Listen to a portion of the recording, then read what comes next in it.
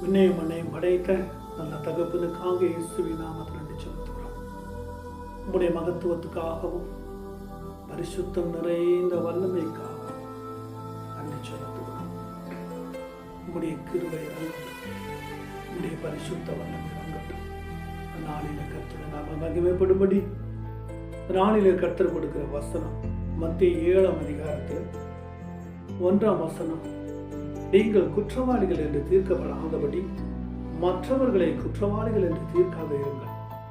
ஏனெனில் நீங்கள் மற்றவர்களை தீர்க்கிற தீர்ப்பின்படியே நீங்களும் தீர்க்கப்படுவீர்கள். நீங்கள் மற்றவர்களுக்கு அளக்கிற அளவின்படியே உங்களுக்கு அளக்கப்படும் என்று சொல்கிறார். யார் இதனுடைய தலைப்பு?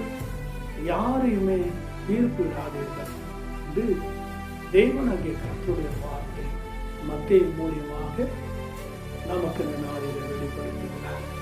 என் அன்பு தேவ பிள்ளைகளே, குற்றவாளிகள் என்று யாரையும் தீர்ப்பிடக்கூடாது.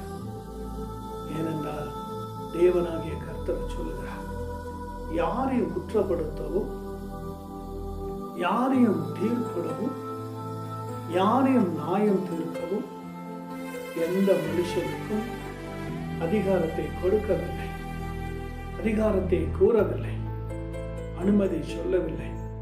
ஏனென்றால் நியாயம் தீர்ப்பதும் நியாயத்துக்கு தண்டனை கொடுப்பதும் அது தேவனுடைய கரத்தில் இருக்கிறது. யாருக்கும் நியாயம் தீர்ப்பு கொடுக்க அதிகாரம் இல்லை. ஏனென்றால் தேவனாகிய கர்த்தரே சொல்லுகிறார், தேவ பிள்ளைகளை உங்களையும் என்னையும் பார்த்து சொல்லுகிறார், யாரையும் தீர்ப்பிடாதீங்க, யாரையும் குறை பேசாதீங்க, யாரையும் தவறு பேசாதீங்க. நீங்க யாரையே குற்றப்படுத்துகிறீர்களோ, நீங்கள் யாரையே தவறாய் முறையிடுகிறீர்களோ, நீங்கள் யாரையெல்லாம் தவற பேசுகிறீர்களோ, அது நீங்க செய்கிறனால தான் மற்றவர்களை காயப்படுத்துகிறீங்க, மற்றவர்களை தீர்ப்பிடுறீங்க, மற்றவர்களை குற்றப்படுத்துறீங்க. தேவனாகிய கர்த்தர் சொல்லுகிறார். இது நான் சொல்றதில்லை, தேவனுடைய வார்த்தையை சொல்லுகிறார். ஒரு மனுஷனை திருத்தும்படி சொல்லுகிறார். ஏனென்றால் நீங்கள் மற்றவர்களை தீர்க்கிற தீர்ப்பின்படியே நீங்களும் தீர்க்கப்படுவீர்கள். நீங்கள் யாரைய சபிக்கிறீர்களோ அந்த சாபம் உங்க மேல வரும். நீங்கள் யாரைய குற்றப்படுத்துகிறீர்களோ அந்த குற்றம் உங்க மேல வரும். யாரைய நியாயம் தீர்க்கிறீர்களோ அந்த நியாய தீர்ப்பு உங்களுக்கு வரும். யாரைய சபிக்கிறீர்களோ, நிந்திக்கிறீர்களோ, தூஷிக்கிறீர்களோ உங்களுக்கு வந்து கர்த்தர் சொல்கிறார். தேவ பிள்ளைகளே, உங்களை நீங்களே நியானித்துக் கொள்ளுங்கள். உங்களை நீங்களே நியானித்துக் கொள்ளுங்கள். யாரையும் சபிக்காதீர்கள். தேவ பிள்ளைகளே, அன்பு பிள்ளைகளே, ஒருவேளை நீங்க சபித்து ஏதோ பிள்ளைகளுக்கு உங்க சாபத்தின்படி ஒரு வியாதி வந்து வேதனை வந்து விழுந்து கிடந்தா அதை நீங்க பார்த்து சந்தோஷப்படுவீர்களா? அதை நீங்கள் வாழ்ந்து பார்த்து சுகமடைவீர்களா? தேவ பிள்ளைகளே, அப்படி அல்ல, அப்படி அல்ல. நீங்க யாரையும் சபிக்க கூடாது. யாரே கீழே விழுந்தாலும், யாரே நோயில கிடந்தாலும், வியாதியில கிடந்தாலும் ஜெபம் பண்ணுங்க. யாரையும் சபிக்காதீங்க, யாரையும் தீர்ப்பிடாதீங்க. யாருக்கும் அந்த அதிகாரம் கொடுக்கவில்லை. அந்த அதிகாரம் கர்த்தருக்கு மாத்திரம். ஒரு மனுஷனை விழுக்கம், ஒரு மனுஷனை தூக்கி எடுக்கவும், ஒரு மனுஷனை ஆசீர்வதிக்கவும், ஒரு மனுஷனுக்கு ஆசீர்வாதம் இல்லாத இருக்கணும். அது கர்த்தருடைய கரத்தில். எந்த மனுஷனும் தீர்ப்பிடாதீங்க, நீங்களும் தீர்ப்புக்குள்ளாகாதீங்க. என்றால் வேதம் சொல்லுகிறது இப்படியாய் ரோமர்ல 2ஆம் அதிகாரத்தில் 1 வசனம் சொல்லுகிறது, ஆகையால் மற்றவர்களை நீங்கள் குற்றவாளிகளாக தீர்க்கிறவனே, நீ யாரானாலும் சரி, போக்கு சொல்ல உனக்கு இடமில்லை. குற்றமாக தீர்க்கிறவர்கள் எவைகளோ அவைகளையே நீ செய்கிறபடினா மற்றவர்களை குறித்து சொல்லுகிற தீர்ப்பினாலே உன்னை தானே குற்றவாளியாக தீர்க்கிறாய். என்ன அருமையான வசனம் பாருங்க. மற்றவர்களை குற்றவாளியாக தீர்க்காதீங்க.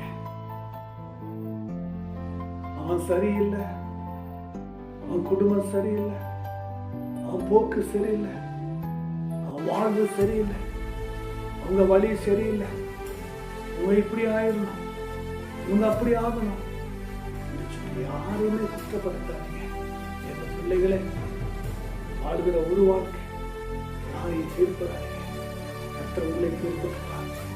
யாரையும் குற்றப்படுத்தாதீங்க, உங்க குற்றவாளியா மாற்றிடுவாங்க.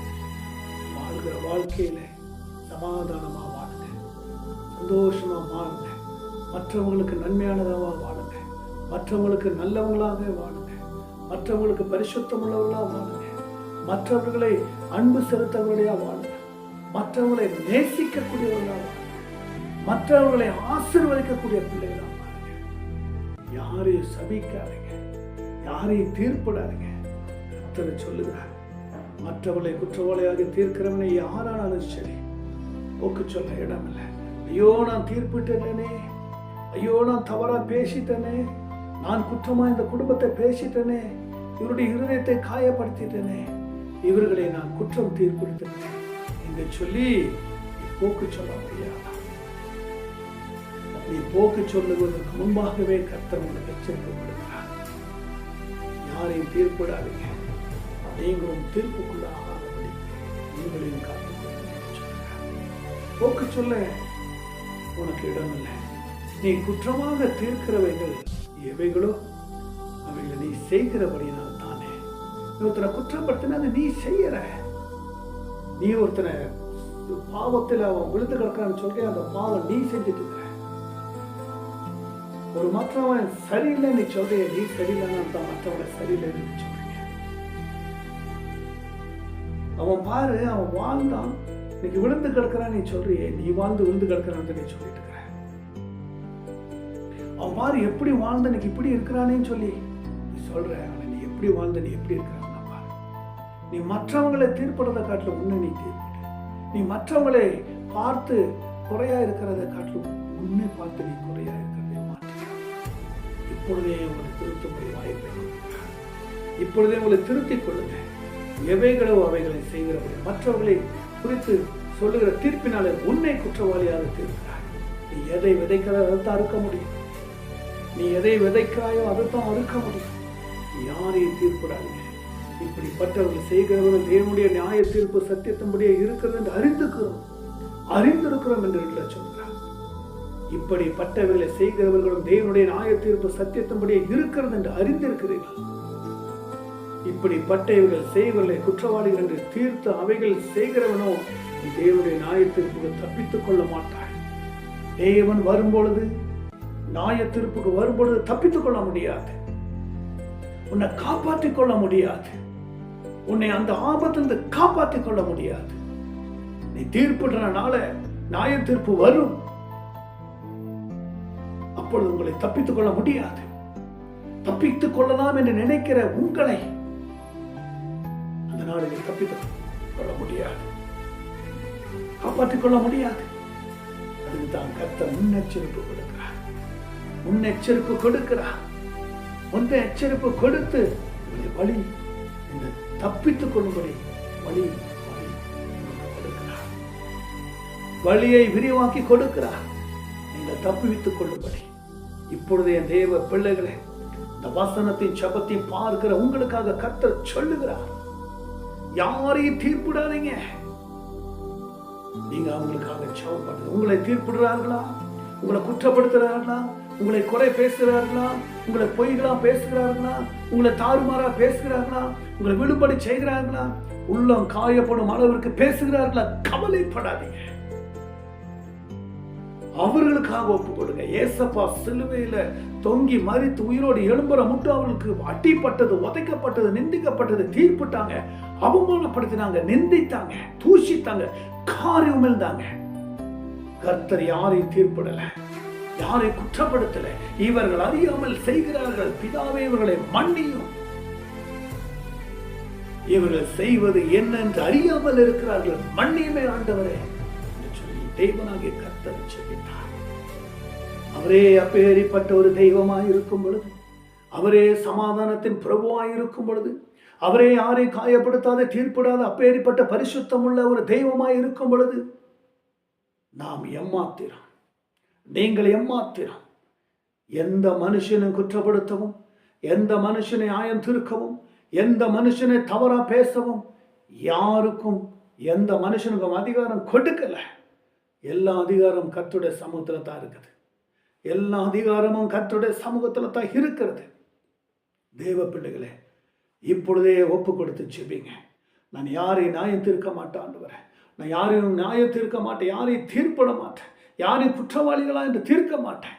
நான் குற்றவாளிகளுக்காக செபிப்பேன், எதிராளிகளுக்காக செபிப்பேன், பகையாளிகளுக்காக செபிப்பேன், விரோதிகளுக்காக செபிப்பேன், என்னை நிந்திக்கிறவர்களுக்காக செபிப்பேன், என்னை நியாய தீர்ப்புக்கு தீர்க்கிறவங்களுக்காக செபிப்பேன்னு சொல்லி இந்த நிமிஷத்தில் இந்த வேலையில் இயேசுவின் நாமத்தில் யூடியூப்ல வழியா பார்க்கிற இப்பொழுது நீங்கள் ஒப்பு கொடுத்து பாருங்களேன். இந்த நிமிஷமே உங்கள் இருதயம் பரிசுத்தத்துக்குள்ள வளரும். எதிராளி பகையாளி விரோதிகளுக்கு செபிக்க உங்கள் இருதயம் தூண்டும். இப்பொழுதே பாருங்க, இப்பொழுதே கேளுங்க. கர்த்தர் உங்களை ஆசீர்வதிப்பார். இந்த ஜெபத்தை பாருங்க. யாரை தீர்ப்பிடாதீங்க, கர்த்தர் உங்களை ஆசீர்வதிக்கிறார். யாரை குற்றப்படுத்தாதீங்க, கர்த்தர் உங்களை ஆசீர்வதிப்பார். எல்லாருக்காக செபிங்க, கர்த்தர் அவர்களை ஆசீர்வதிப்பார், நீங்களும் ஆசீர்வாதமாக இருப்பார். பார்க்கிற கேட்கிற ஒவ்வொரு குடும்ப பிள்ளைகளும் ஆசீர்வதி தாங்கும், பலப்படுத்தும், கேளப்படுத்தும். ரட்சகரும் மீட்பருமான இயேசுவின் நாமத்தில் செபிக்கிறோம். ஜெபம் கேளு நல்ல கர்த்தாவே. ஆமேன், ஆமேன், ஆமேன்.